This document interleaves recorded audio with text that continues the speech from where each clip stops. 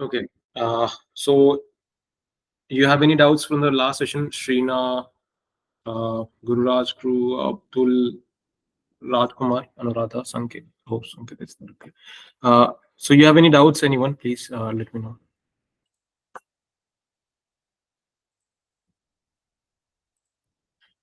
No, man. Okay, so I think you guys understand everything that I taught. So I'll start. Okay, I'll share my screen. So I've shared the recording also of the yesterday's session on the drive. Okay. So yesterday we covered SAP Fiori functionality. I'll take 3 or 4 minutes for this session. Yesterday's. So SAP Fiori, we had this agenda. What is Fiori? Need of SAP Fiori, architecture, launchpad, tiles, and in the end we concluded it. So this was a timeline. Let's go skip. So what is Fiori? Fiori has a design that is interactive, that can be customized on our own, and it is consistent. This SAP S/4HANA Enterprise Solutions.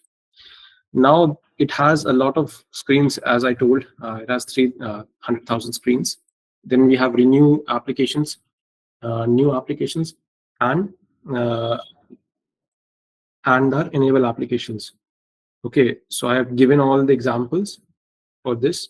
So just remember, we have custom applications also, custom tiles or T codes that we need in the Fiori. So we use enabling tools like our SAP UI5. A developer uses JavaScript or your jQuery or your HTML CSS. Likewise, you can use enable tools for custom applications to activate them. Okay, so it has the design principle: role-based, adaptive, simple, coherent, delightful. Okay, so we have covered all the functions of SAP S4 HANA, UI5 SAP Fiori. Now we'll go on role-based. So what is a role-base?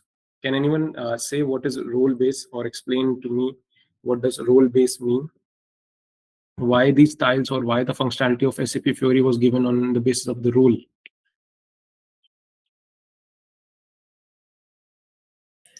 All the functionalities are not important for every individual. So based on their roles, they have been assigned few tiles. Correct. That's actually right, Srina. Thank you.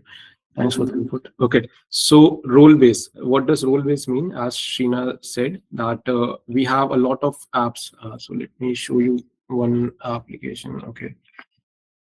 I think I have not pasted this screenshot. Okay, so this is the screenshot, right? So yesterday I explained the design methodology. So now you can see that in the home, there is PP, production planning, then there is warehouse management. So the guy or the person or the in charge of the warehouse the will do everything that is related to his own work.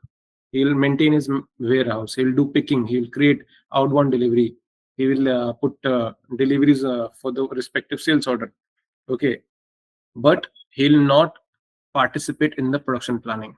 He'll not participate in the materials management. He'll not procure. He will just look after the stocks. He'll uh, have the handling unit. He'll dispatch the materials uh, to the vendor, or to the customer, whichever it is. Let's say you are a part of the procurement team. So what will you do? You will put a PO. You'll place a PO. You're a buyer. So SAP has given standard rules. Only for those standard rules, it will the tiles or the T codes will work. Let's say I want to access ME21N. That is our create purchase order advance. We saw that tile yesterday. Now, if I want to now, as a accountant, or as a person who does the final invoice payments to the vendor, I want to create a PO. SAP system should not allow me to create a PO unless and until a role or the authorization of the particular T code in a role has been given. So in SAP, we give role-based authorization because the functioning of SAP is defined on roles.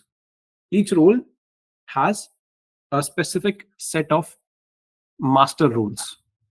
I'll explain you this concept also. So I have two things for you. One is authorization matrix. One second. Okay, one second. Okay, so one is authorization matrix project code. Okay, so this is the authorization matrix that I created. It's a custom authorization matrix. Okay, editing. It's a custom authorization matrix. Okay, so these are business roles. So like I said, in SAP, these are business roles: purchaser, purchaser E, purchaser SE, superintending engineer. Okay, AJs, there are everything. Okay, so I'll tell you all this. So let's start with the slide. Okay, somebody raised their hand. Yes, Srini. So this is done by the basis team, right? Yes, I'll come to your point. I have written one slide with that. So why do functions need to know this? Okay. Functional consultant have a lot of questions in the mind regarding the concept that why should functional consultant worry about the rules and authorization when it's a job of basis team. I've written this Yeah. already. I know what you'll ask. Then I think consultant should be knowing everything, is it?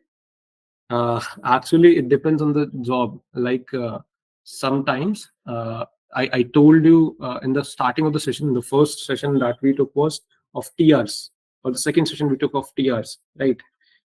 It is totally the responsibility of basis team. But as consultants, as functional consultant, we should know what technical team does. I explained about Fury yesterday. In that, I told every architecture or every application layer or how the system connects with the server or the NetWearer. It is not our cup of tea. We should know how the SAP works. We should know uh, what modules or some modules are there, or what is the functionality or what SAP software has given to us. So we can make better judgments or better decision or better solutions, and we can be better consultants, right? As I say, like I've said this to a lot of people, whenever you learn, right, you should not worry that it is not my job. Everything is my job. That is what I feel, that is what I practice. So to be a better consultant, you should know cross modules. So cross module also include SAP basis integration. So I've not written SAP basis here because there is no terminology like SAP basis integration, SAP basis integration. But you should know what basis team does. So this basis team will also create your Fury front end roles. So SAP has two servers in S4 HANA. Since 1606, you have two servers. Okay, so front end is handled by Fury team, and backend is handled by your basis team. Okay, so the front end role will be different. It will have the same nomenclature, but it will be different, and the backend role will be different. So both of them are to be assigned. You have authorization matrix. So how will the basis team know, right? I'll come to your part. Let's start with the basics of SAP authorization matrix and user roles. So what are roles? Right now we have discussed what are SAP roles. So let's come to the overview. So the overview of roles is that every authorization is useful when you want a controlling access. So why do you want a controlling access? Like I said, the accountant, the purpose of accountant is to only pay the or post or clear the documents and pay the vendor. The vendor is needed to be paid for the services procured by a purchaser or a division user. Now the accountant is telling that I want to raise a PO, but it's not his job, right? It's not his job. So SAP restricts the functionality of all users based on the roles. So you will see the buyer tile, you will see the ME21N or the manage or the purchase order advance or create purchase order advance tile only with the buyer role. There is a standard SAP underscore buyer role. Only for that role you will see the PO tiles. You will see the FV65 par credit memo or par invoices without reference to purchase orders. You will see FB60 or FB65 for this credit notes, debit notes. All these styles are related to FI. You will not find it with uh, the end users, the purchasers, the storekeepers. You will not find it with them, because they're only the storekeepers' activity or the warehouse managers' activity is to handle the stocks, to keep a book log. All these activities are your organizational functions. So these functionalities are maintained by organization. Uh, so let's say you have an organization of some manufacturing unit. So let's assume you have a steel plant, like Tata Steel is there. Okay, so in that plant, one person will be mm, handling where the product comes. So he'll buy raw steel or scrap steel. One will be handling the production unit. So they will not interchange the role. They are hired for different positions. They are hired for different organizational roles. Likewise, you should differentiate based on their roles. Okay, so the users are authorized to view, enter, and change or delete data.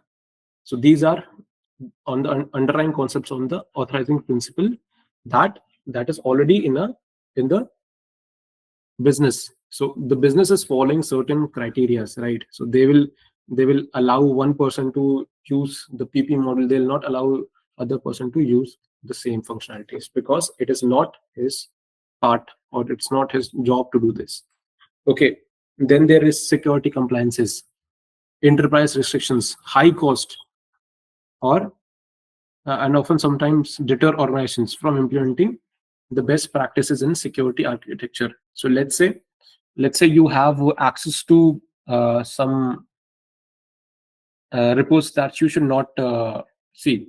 Like there is one there's one T code, SCOT. So Scott.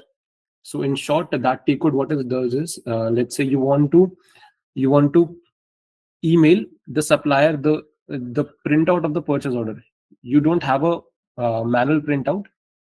You don't send it by post. There are 4 options of printouts. SAP POs are printed out by 4 options. You can send it via email. So in SCOT, you maintain the email IDs, you maintain RFPs, all this. It is a separate part.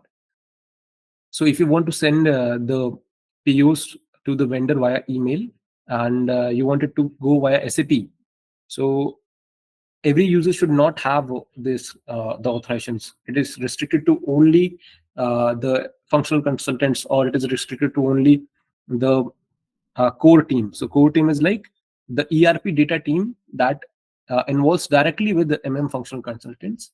So they will have some SAP functional knowledge, but they'll be much better than the end user, but they'll not be SAP functionals, or like the in-house team of functional consultants. You can say that. Okay, so it is the restriction of security to put roles. So if you put the roles, you'll have the access how the application should work. So let's say I'll give a good example. Okay, so let's say Sheena is there. Okay, now I want to incur a lot of consumption. So you have budgets, right? You know what fund management is. The basic concept of fund management is every division or every cost center has certain funds. Now I want to let's say I want to play with SAP. Okay, so what I'll do is I'll put a lot of consumption under Sheena's division.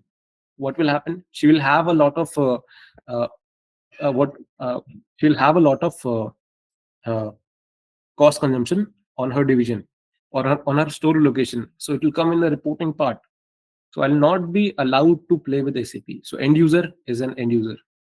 Okay, you as a consultant should restrict the system as much as possible, and it should not hamper any SAP standard functionality. Okay, customize, you can use the customization based on store locations, based on plants.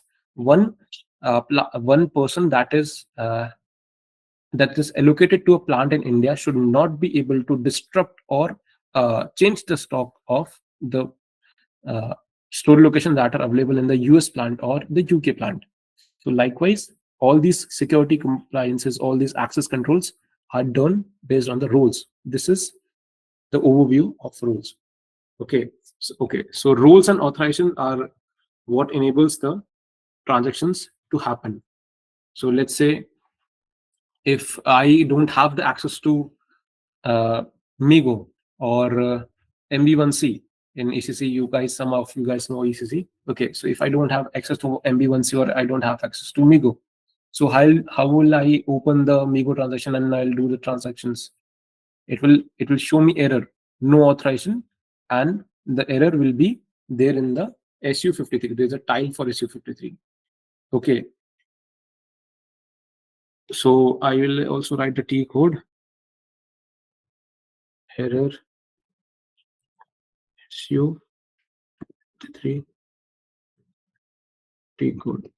Okay, some additions are needed to be there in the PDF or PPT. I made it in a hurry. Okay. So what are roles? Okay, let's say need of roles, need of authorization roles. Okay. Then definition, I'll come to the roles. Okay. So what is the need of roles? So the basis team. Okay. So a lot of functional consultants, like Sheena asked, have a question that why should we know? What are roles authorizations? Why do we need it? What will happen if we don't? So the best way to answer her question is that SAP standard is like SAP has given this functionality so that the functional consultant can minimize the footprint of the SAP accesses. To simply say, an end user of a production planning module should not disrupt the transition in MM module. They can only consume, or let's say a plant maintenance module will only maintain or will do the fabrication or refurbishment processes or general maintenance activities. They will not play with MM's stock levels. They will not be able to consume if we put the restrictions based on our plant or store locations. So this is why we need the roles and authorization. And coming back to her point, so the basis team will know the user management. So user management is SU01.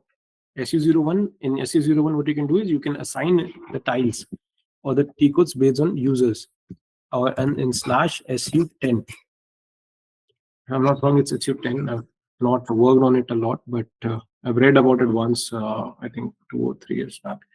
Okay, so in SU01, what you can do is you can assign the tile to the you can assign the tile or you can assign the role to the particular SAP ID. So what you do is you go to SU10, and SU10 it is mass. Okay, so for mass you use SU10. SU01 is for particular SAP ID.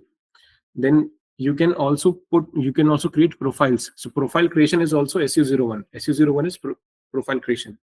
So when you want to create roles, you'll use SU01 and you'll assign it to the ID. The profile assignment and roles assignment is SU01 only. Authorization and assignments. So this is nothing but how the basis team works. Okay. So I've written the T codes just because I know how basis team works. So I've worked closely because sometimes the basis team will not be there. In my current project, there is only one person that is managing all the roles, authorizations, activities. So generally, the basis team will be the security team in projects that I'm in support. So I had a project that was around I think 50 crores. Okay, so it is a small project. So it is a state PSU. That is why it was small. Otherwise, all the big projects, all the big projects above 150, 300 crores, these SAP projects, what they do is they have a full-fledged team of basis. They will know what roles authorizations are, what profile assignments are, what are SAP user profiles. Okay, so likewise, what happens is they'll assign the particular SAP ID or the profile. So this profile is nothing but the SAP ID. Okay, so let me write SAP ID. Okay, so it will be much easier for when you go through this notes. It will be much easier. Okay, so the profile assignment is nothing but your SAP ID. So they'll create SAP ID. They'll assign the name of the person. Let's say some guy is there whose name is uh, let's say Prabhas. Okay, Prabhas Yadav is there. Okay, so he will have some SAP ID 15 0 or 23 some SAP ID. Okay, now this SAP ID is needed to have some roles or assignments, so it will be done by the basis team. But who will tell what assignments are needed to be there? Okay, listen to this carefully. They know what to do, but who will tell them what to do? Right? They are not familiar with the user. They're familiar with their activities, their technical team.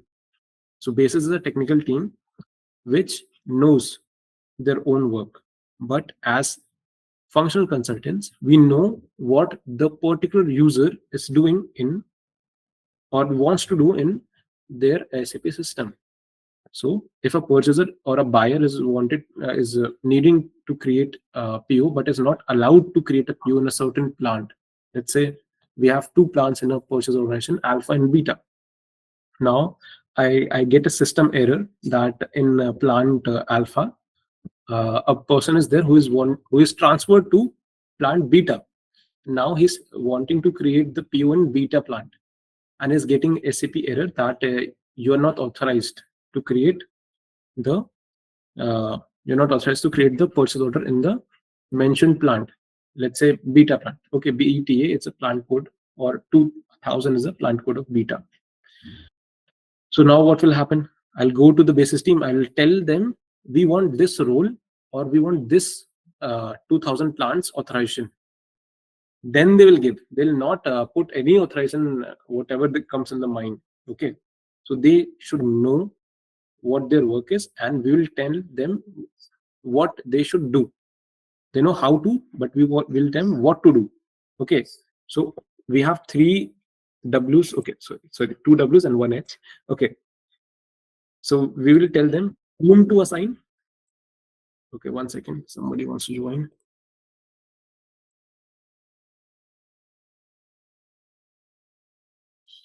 Okay, so we'll tell them whom to assign, what to restrict, and for whom, and how to authorize the custom transactions. So these are the three types that will things will tell the basis team. Okay, so it is our process. The functional team should guide them with the exact process flow and organizational chart. So we'll not tell them organizational chart. It is already there in the org levels. So I maintain some org levels. Let's go up. Okay, so this is our org levels. This is our organization chart. Okay, so you can see alpha. Okay, you can see all these 1006. Okay, sorry, 1 second. I just double click. Okay, now it's better. Okay, so you can see the 1001s, the plant or the works that is starting with the one. This series is for our alpha plant. Okay, alpha. Then this series that is starting with 2 is for our beta plant. Okay, so we have 6 here, we have 6 here. Okay, total 7. The one is of HQ. HQ means headquarters. Okay, so you'll have a central team. Let's say this alpha is located in US and this beta is in UK. So now what? Now in US plant, we have some authorizations for this 1001 plant. Now for 2001, we are getting some issue. We will tell our basis team that we want the certain role of buyer in this plant. And if you want to restrict on store location, then you can also restrict on store locations or the purchasing groups. Right now, it is on. I have given example of store locations also. You can do it in purchase groups also. It doesn't matter.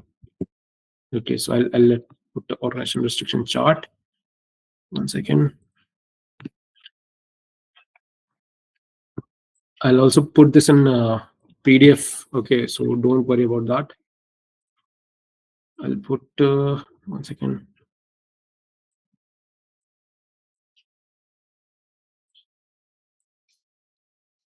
Okay, margin center.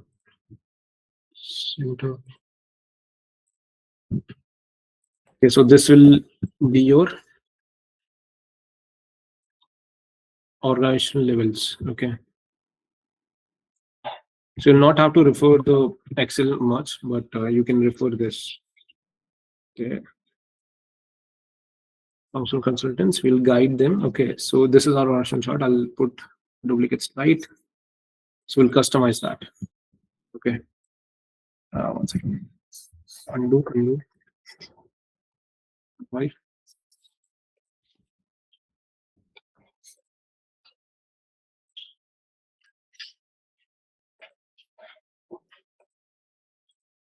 Fine.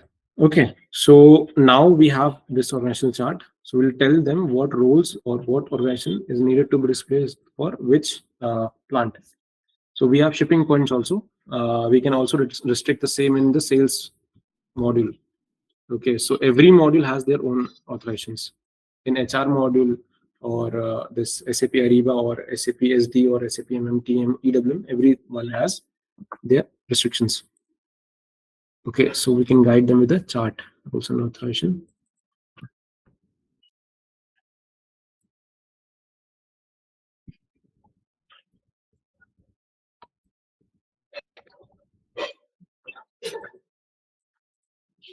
Okay, fine. So let's start with this first. I copied two things. Okay. Okay, so how to define a role? So we can define it with a user specific activity and the project scenario. So the project scenario will have some roles. Let's say you have different scenarios, right? In materials management, you have P2P cycle. So the purchaser will do the quotation compare. The buyer or the purchaser will place a PO. Then his activity is over. Then comes the storekeeper or the warehouse manager. So they will look after the stocks, the inbounds and the outbounds, and the handling unit, and the shipping in the SD. They'll look in the SD also. So for every role, we will have some master role. So master role is nothing but it has the transactions on the organization level management. It means it has no restrictions. Any authorization for any authorization created in the SAP system will have a master role. So master role has no restrictions. Just simply remember that. I'll explain this in the tile that we left. Okay. So then comes the derived. So when you put restrictions based on the org chart, okay, or the T codes, so it becomes the derived roles. So let's say I want to make restrictions on the MM01 role. So it will be only it will be created separately for display and change, and it will be created separately for create. So the ones that so the users that we have given create role will not be able to the users that we have given the display and change role will not be able to create the material master. And the composite roles are the roles that we have taken for we group the derived roles for the composite roles. Okay, so I'll tell you this in this slide for a second. Okay, so we have this roles. It's a little compact. I'll just zoom in. Okay, it's better. So we have single roles. Single roles are nothing but it is also called as the master role. So it is a viewpoint of the single roles that has the authorization characteristics, and we have the SAP standard roles, which are also called as single roles. So we copy it and make a master role. So the master role is nothing but it has no limitations. It is based on the organization values. Okay, so organization values, like it is the highest level. It has all the particular transaction. It has no restrictions. Okay, so we have single roles. So single roles are derived from their perspective. Okay, organization values, design, role. In this case, we have users, position, jobs for each single role, and these are defined in the SAP standard rules also.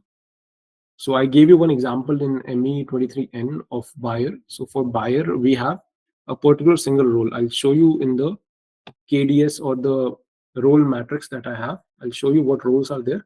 Then we'll discuss and you'll get a clear picture of how this derived and composite roles work. One second.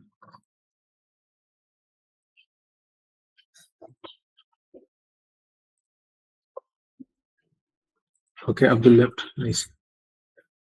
Over. Okay, so then comes the derived. So this is single role is nothing but the master role. It is also called as a master role.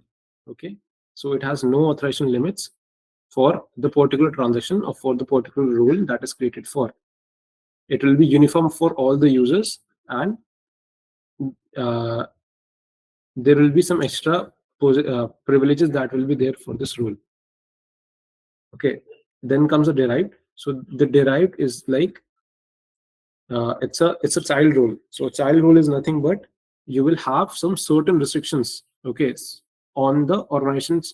On the organization, you have, let's say, a buyer role. So that buyer role will not be able to keep the stocks. They will not be able to manage the stocks. They will not be able to do the consumption. So it is a child role, and it will have some restriction based on the organization values. So we have given one example here. So you can read the example.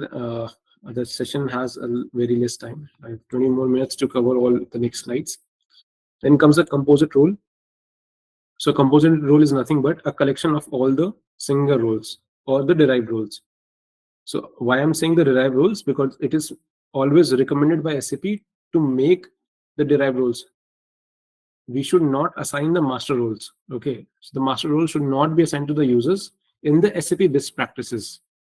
But in my project, the FI team has made the master roles based on the organizational levels, and they have assigned the same master roles to the end users. But in my module, we have not followed that practice. We follow the SAP best practices that are recommended by SAPs, and the same is needed to be followed by everyone. But it is dependent on the functional consultant or the specialist that is leading your team. So the TL or the specialist or the solution architect of the will guide you what roles is needed to be maintained and how it is needed to be maintained. Currently, what I have followed, I'll tell you that, and what is standard, I'll also tell you that. So in standard, you have. So I copied this article from Google only. So in composite, you can put a collection of all the single roles. Single role is nothing but the master role. So it has the master role has no limitation. You can collect it, combine it, and put it in a composite role. So let's say a person has a dual charge. So dual charge means you are handling the procurement also, and you are also doing the goods issued, the transfer posting in the store. So you have dual charge. Or you are in the maintenance division, and you are also in the purchase division.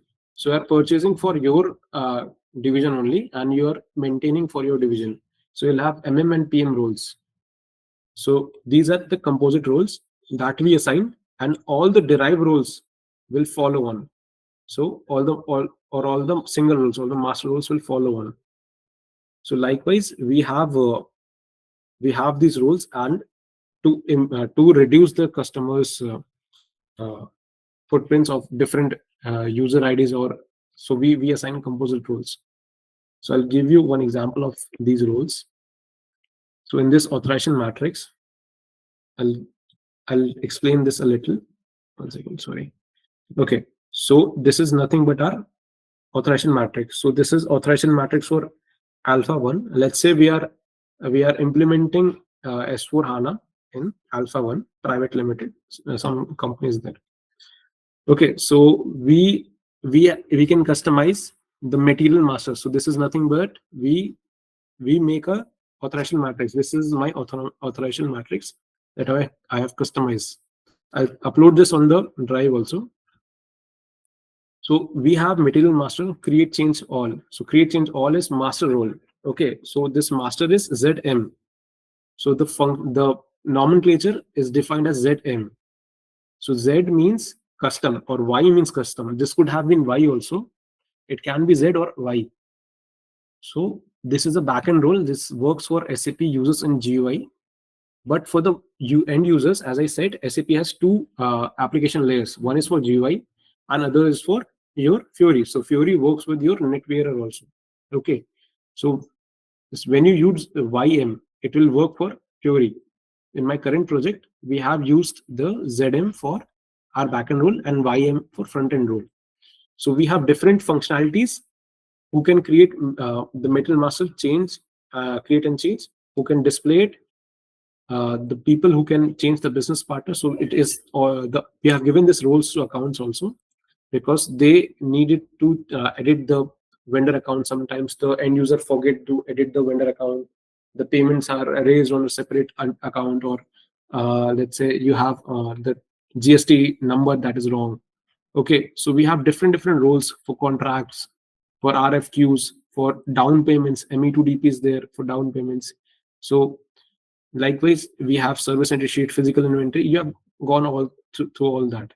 Then reports, and this is flexible workflow, ZS. So ZS, what does ZS means?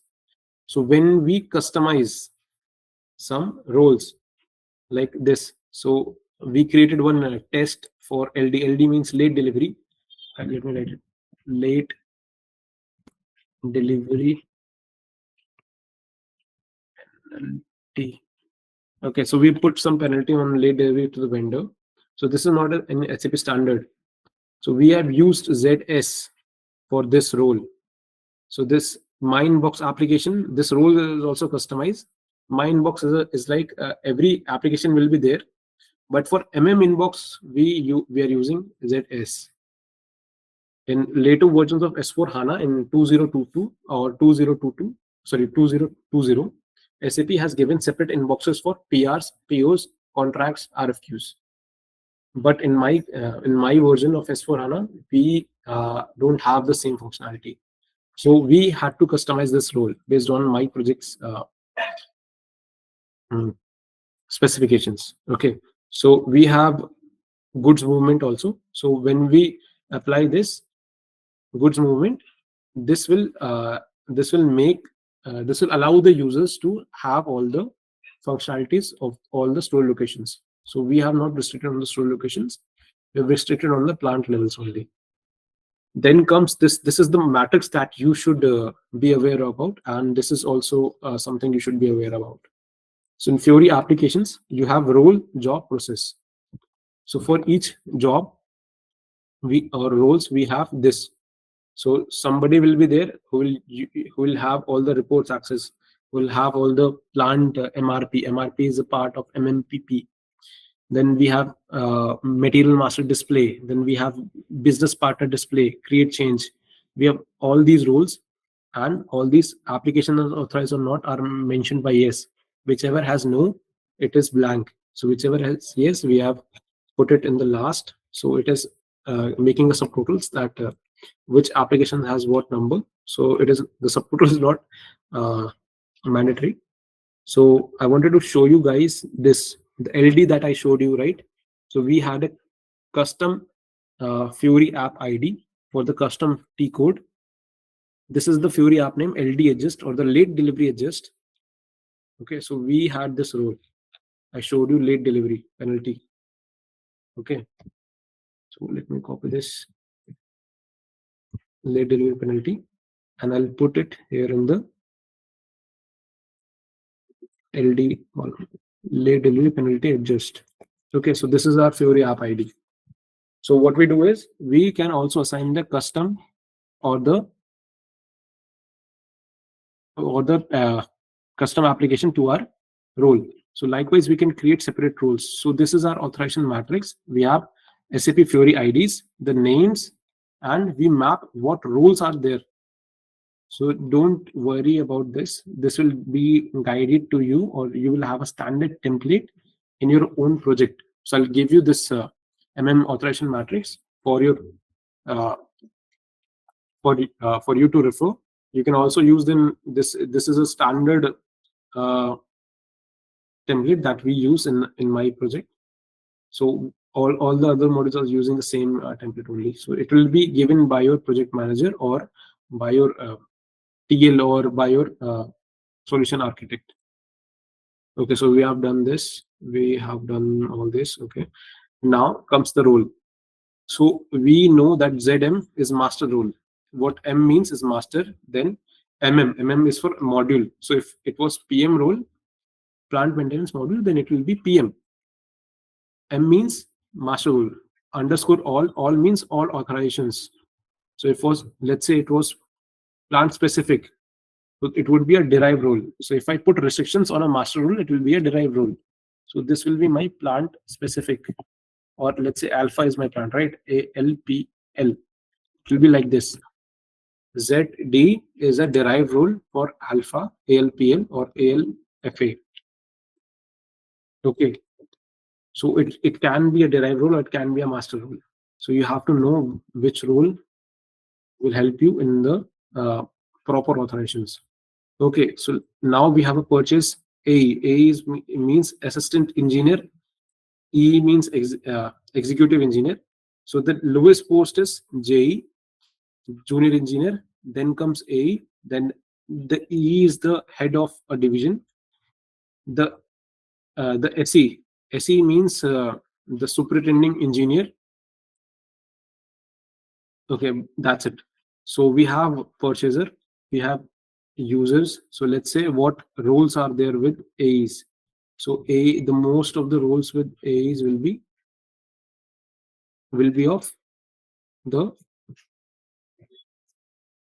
will be of the purchase only. Okay, so if I, let's say if I remove the filters, then I'll put yes on EE. So when I hard filter on EE, so what EE can do is he can change info records, he can display info records, he can display PR, he can display business partner, display material. He'll not do anything, he'll only approve, he will display. That's it. Okay, so we have some miscellaneous rules also. So if you have miscellaneous rules, so this is some like we had SD roles. SD roles means we needed to create outbound delivery, right? In MM, you don't do outbound. You only do post issue. It creates an inbound delivery. So let's say if you want to put outbound delivery, then we use miscellaneous roles. So we had 3-4 tiles of VL10B, VL02N. So we needed this roles. So you'll get this roles in the miscellaneous, the Fiori app if you want to refer. So this is the crux of your authorization matrix. Okay.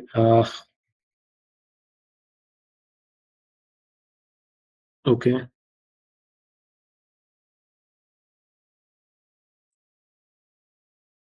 Master data composite.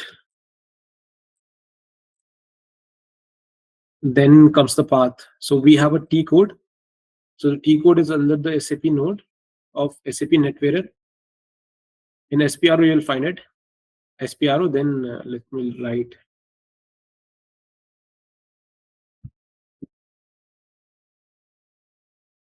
Okay, 1 second. SPRO. Okay, so the customizing only means SPRO only. But in case you guys will be confused, that is why I've written. Okay, SPRO, then SAP NetWearer, application server, system admin.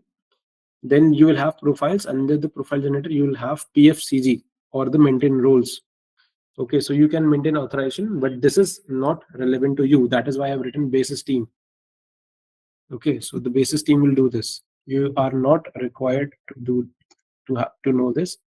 Even I got to know that something PFCG was there after 3-4 months after I was learning about SAP MM.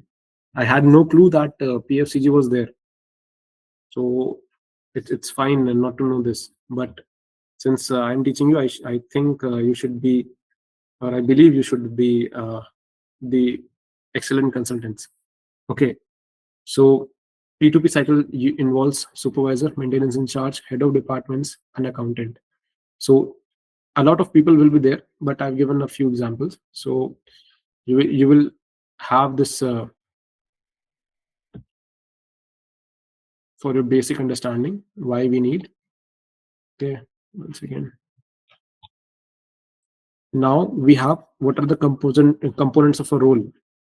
We have learned what a role is. We know how a role functions. We know what is authorization matrix. Now what is a role?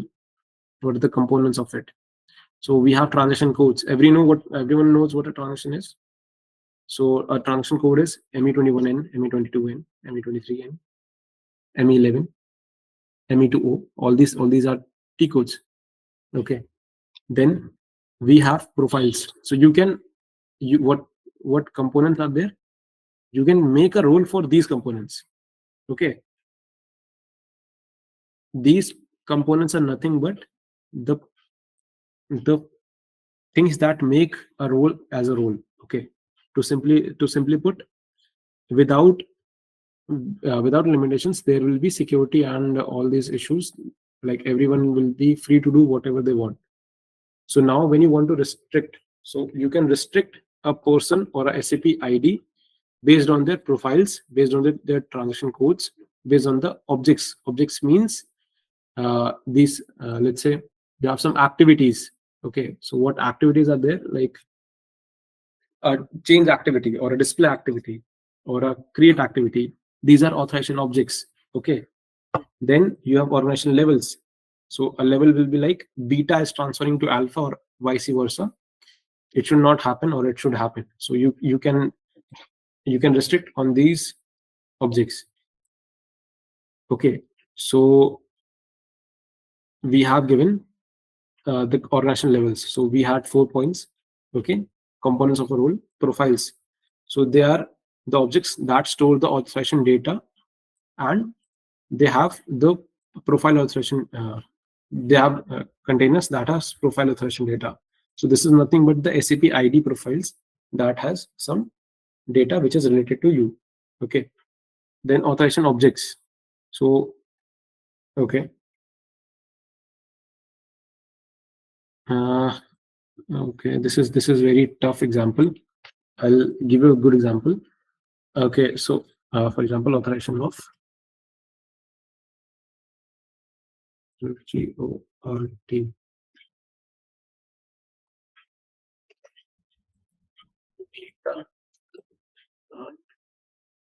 Okay, so LGORT is like your store location. Okay, so s.loc,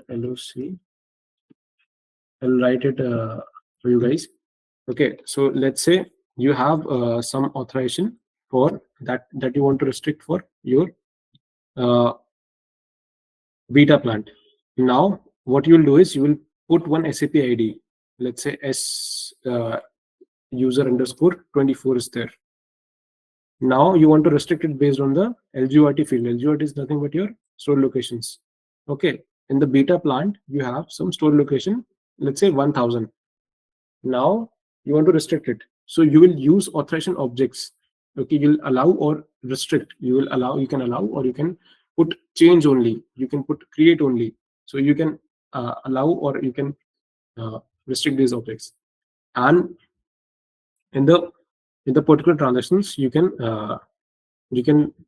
restrict and you can customize the particular transitions. Let's say in Migo, if I want to restrict 311 movement type for all users, no matter alpha or beta, so I can do that.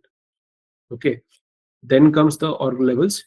So this is how we did in my project, in my current project, and in the project that I'm supporting. It's a migration project. So in that project, what we did was we made the derived roles as based on the based on the plants. Okay, so you can put a company code, like US plant can have a company code, or UK plant have UK plant will have a different role for its company code. US plant will have a different company code role. Then in PP planning plant will have a different role. We have different roles for purchase organization. So I think maybe somebody mentioned that they are working with the uh, two purchase organizations. One is for project and one is for the project that are in support. Or something was similar. Okay, and they were procuring for different organizations. So you have restrictions based on purchase organization. Let's say you have a PU, and you want to purchase for US company code, but you are not authorized. So you will get error based on your derived rules. So we can restrict on this level also. Okay, so this is SAP standard role, SAP SR Buyer 5. So this standard roles are copied and it is made into a new role by your basis team. As I mentioned, they will know what they want, they will do, but we as functional consultants should guide them. Now, this comes the roles and authorization matrix for inventory management concept. So we have this role, that is SAP standard role. So whatever, as I said, whatever role that start with Z or Y is our custom role. Other roles that start with SAP are standard SAP roles. So as you can see in the screen, you have SAP underscore MM underscore IM archiving material documents. So let's say you have documents that are taking up the space of the server. Okay, so SAP server runs on some RAM capacity or some GPUs or CPUs like that. So it's already on the server. You don't need to worry about that. It's a part of the security or the infra team. Coming back to the topic, if you want to archive the material documents to save space or to reduce the footprint of the server, then what you'll do, you'll archive the material documents that are some old material documents, or the you want to put cycle counting, you want to have inventory reporting, physical inventory reporting, or you want to use the periodic processing, reports, reservations. All these are standard SAP rules that are needed to be copied in the PFCG or SU01. Your basis team will know what to do. You just need to guide them how. Okay, so this is the basic understanding. I'll put the Excel, I'll put the PDF there. Any doubts in the session?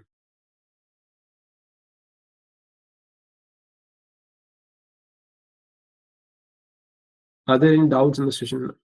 Please let me know. I will have to drop the call, Aman. Okay, Srina. Yeah, thank you. Thank you. Guru Raj, Anuradha, any doubts? No doubts as of now, Aman. Okay. This is just the beginning, I guess. It's just about the roles and authorization. So I guess until now, I didn't find any doubts. But I guess as we learn a little more, maybe it's going to be tough. Yeah. In SAP S4 HANA Fiori, it is not this roles and authorization matrix. Nobody will teach you. Yes. So you can Google the documents. It will not be as descriptive. I've found 20-30 sources just to make this one PPT. So and with this Excel also, I've tried to explain the simplest way possible. So let me know if you have feedbacks or anything. And one more thing I wanted to tell. There's one sheet that Sanket sent. Please fill that up, everyone. The Google form, you mean? Yeah, Google form. I think the details and the contact details was there. Okay. I haven't checked that yet, but yes, I will. Sure. Thank you. Thank you. Raj, any doubts?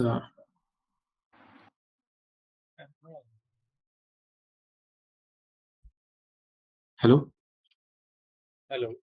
Any doubts, Guru Raj? No, as of now, I think. Okay, fine. I'll send in the PPT. Thanks for joining today.